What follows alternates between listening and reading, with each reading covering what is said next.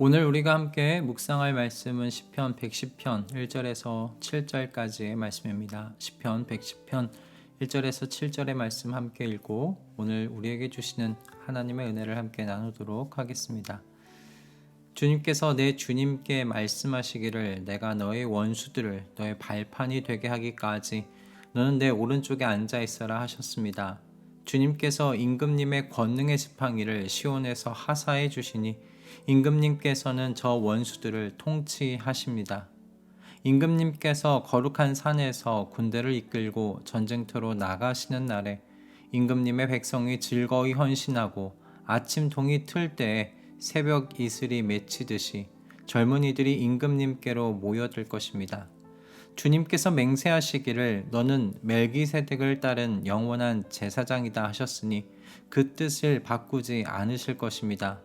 주님께서 임금님의 오른쪽에 계시니 그분께서 노하시는 심판의 날에 그분께서 왕들을 다 쳐서 흩으실 것입니다. 그분께서 문 나라를 심판하실 때에 그 통치자들을 치셔서 그 죽음을 이 땅 이곳 저곳에 가득하게 하실 것입니다. 임금님께서는 길가에 있는 시냇물을 마시고 머리를 높이 드실 것입니다. 아멘. 월드컵 때만 되면 우리는 2002년 월드컵을 떠올리며 이번에도 그때와 같은 일들이 일어나기를 소원하고는 합니다. 2002년 월드컵을 그래서 떠올려 보면 긴장감 넘쳤던 순간순간들이 떠오르죠. 저 같은 경우는 대학로에서 길거리 응원을 처음 했었던 포르투갈전, 학교 운동장에서 응원했던 이탈리아전, 극장에서 영화를 보고 난 후 응원했던 스페인전 등이 하나하나 다 떠오릅니다. 그때 얼마나 긴장하며 봤던지 경기가 다 끝나고 난 후에도 흥분에 가득했던 저의 모습이 기억납니다. 정말 처음 보는 사람들과 대한민국을 외쳤던 그때였습니다. 그러나 지금은 2002년도 그 월드컵 영상을 다시금 보더라도 긴장하지 않습니다. 흥분하지 않습니다. 대한민국을 외치지 않습니다. 이유는 한 가지입니다. 결과를 알기 때문에 그렇습니다. 어느 시점에 골을 먹고 어떻게 만회를 하는지 그리고 결국 어떻게 이기게 되는지 다 알기 때문에 긴장하지 않고요. 흥분하지 않습니다. 만약 지금도 2002년 월드컵 영상을 보면서 긴장하고 흥분한다면 저는 정신과를 좀 다녀와야 할지도 모를 일입니다. 그런데 시편 110편이요. 성도에게 2002년 이 반복해서 재생되고 있는 이 월드컵 영상과 같은 역할을 해주고 있다 생각이 들더라고요.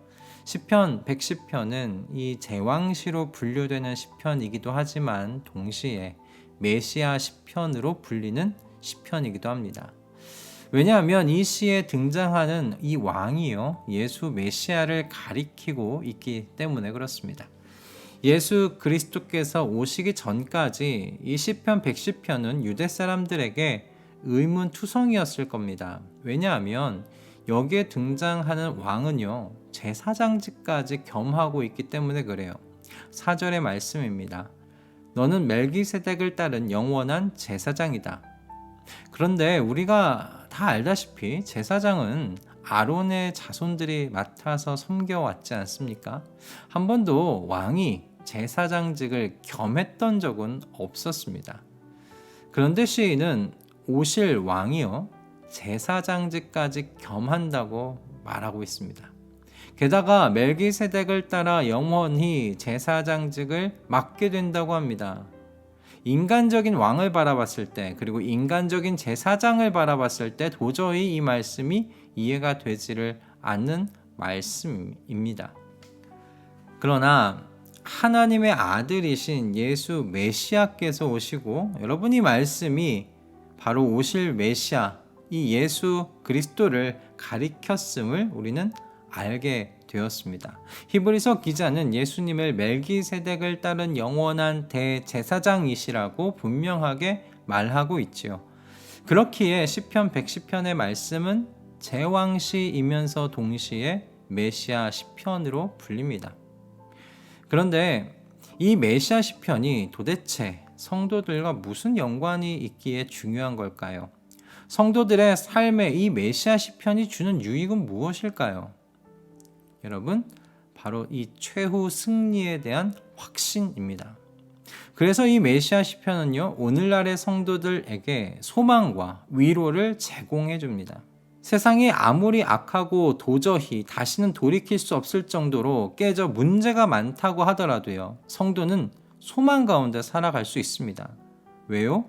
최종 결과가 무엇인지를 확실히 알고 있기 때문에 그렇습니다. 예수 메시아의 피로 거룩하게 된 모든 성도들은 예수 메시아와 함께 최종 승리를 누리고 기뻐할 겁니다. 그분의 통치의 시작을 매일같이 찬양하게 될 것입니다. 자비와 인애 그리고 공의와 정의의 통치가 시작되었음을 기쁨 가운데서 찬양하며 지내게 될 것입니다. 우리가 이렇게 이 최후 승리를 확신하는 이유는 여러분 한 가지입니다. 주님께서 말씀하셨기 때문입니다. 하나님께서 직접 당신의 뜻과 계획을 선언하셨습니다. 내가 너의 원수들을 너의 발판이 되게 하기까지 너는 내 오른쪽에 앉아 있어라. 발판이 된다는 것은 완전한 정복을 의미합니다. 과거에는 정복자가 패배한 원수의 목에 발을 얹는 것으로 이 완전한 승리를 보여주었다고 합니다. 이처럼 하나님께서 완전하고 완벽한 원수에게서 얻는 최후 승리를 말씀하셨으니 이 말씀이 반드시 이루어질 것이고요. 역사의 결과가 바로 메시아의 최종 승리로 끝마치게 된다는 사실을 우리는 이 메시아 시편을 통해서 알게 됩니다. 그러므로 성도는 역사 속에서 살아가고 있지만 역사의 마지막 결과를 이미 알고 있는 사람들이라고 우리는 말할 수 있습니다. 어떤 모습으로 역사의 마지막에 메시아 예수께서 최종 승리를 이루실지 그것은 신비에 속한 일이긴 하지만 우리는 하나님께서 예수 그리스도의 원수들을 패배시키고 승리 주실 것이라는 것을 분명히 알고 있습니다. 여러분, 성도는 이렇게 마지막을 아는 사람들입니다. 예수 메시아와 함께 임할 최후 승리를 믿는 사람들입니다. 그러므로 메시아와 함께 승리를 누릴 약속을 가진 사람들답게 우리 살아가십시다. 마지막을 아는 우리는 오늘 무엇을 선택하고 무엇을 추구하며 살아가야 할지를 아는 지혜 가진 사람들 아닙니까? 그 지혜를 우리의 하루 가운데 적용하면서 우리 살아가십시다. 재물을 추구하지 맙시다. 명예를 추구하지 맙시다. 사람의 인정을 추구하지 맙시다. 최후 승리를 함께 누리게 하신 그 하나님을 사랑합시다. 우리와 함께 최후 승리를 기뻐할 이웃들을 사랑합시다. 하나님을 사랑하며 이웃을 사랑하라고 하신 하나님의 말씀을 살아가기 위해 필요한 은혜들이 있다면 여러분 두려움 없이 하나님의 은혜의 보좌 앞으로 나아가십시오. 예수 메시아께서 멜기세덱을 따른 영원한 대제사장이 되셨습니다. 예수님께서 우리와 하나님 사이에 영원한 중재자가 되어 주셨습니다. 그러니 하나님의 말씀을 따라 살기 위해 필요한 모든 것을 간구하기 위해 구하고 찾고 두드립시다. 하나님과 성도 사이에서 영원한 중재자가 되어주시는 예수 그리스도께서 우리의 구함에 때를 따라 도우시는 은혜 받도록 인도하여 주실 것입니다. 중보하여 주실 것입니다. 여러분, 이 얼마나 든든한 소식입니까? 우리의 인생 속에 찾아드는 불행과 고난으로 인하여 여러분 놀라지 마십시오. 그런 것들이 우리를 망하게 할 수 없습니다. 그런 것들이 우리가 망하였다는 뜻도 아닙니다. 저와 여러분의 마지막은요, 예수 그리스도 안에서 그분과 함께 누리는 최후 승리입니다. 그리고 우리를 위해 영원히 중보하여 주시는 예수 메시아가 계시다는 것이 우리가 가진 소식이고 주님의 말씀입니다. 약속입니다. 그렇기에 성도는 낙심과 좌절로 살지 않고 소망과 위로로 이 땅에서의 삶을 살아가는 줄 믿습니다. 소망과 위로 속에서 이 땅에서의 삶을 넉넉하게 이기며 살아가게 해주시는 하나님께 감사와 영광과 찬송을 올려드리는 이 아침 되시기를 주님의 이름으로 축복합니다. 기도하겠습니다. 주님, 예수 그리스도 안에 있는 모든 성도는 주님과 함께 최후 승리를 누리게 된다는 이 약속을 다시 생각하게 해주시니 감사합니다. 마지막은 아무것도 없다고 말하는 세상 속에서 성도는 메시아의 승리를 주장하고 노래하는 사람들이오니 이 약속을 신뢰하는 사람이 선택하며 살아야 할 그 삶을 살 수 있도록 성령으로 우리를 인도하여 주시옵소서. 부디 세상의 마지막을 모르는 사람들과 같은 선택을 하며 살아가지 않도록 은총 내려 주시옵소서.